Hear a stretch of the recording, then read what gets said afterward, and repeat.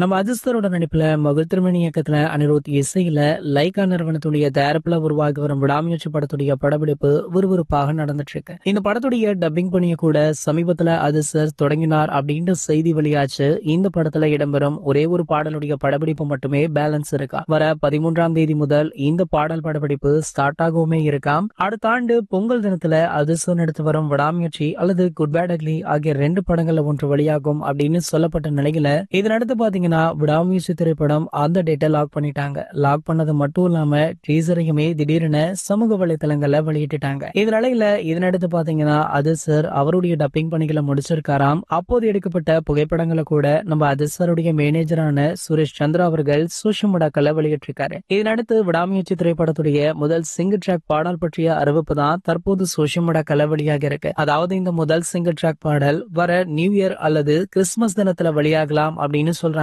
அதற்கான அறிவிப்பு இன்னும் 1 அல்லது 2 நாட்கள வெளியாக கூடும் அப்படின்னுமே சொல்லப்படுது. இது போன்ற நம்ம அதிர்ஷ்டரை பத்தி வெளியாகிற அனைத்து செய்திகளுமே நீங்கள் உடனே தெரிஞ்சுக்க நம்மளுடைய அதித் டாக்கிஸ் சேனலை மறக்காம சப்ஸ்கிரைப் பண்ணிட்டு பக்கத்துல உள்ள பெல் ஐக்கான அப்படியே கிளிக் பண்ணிக்கோங்க.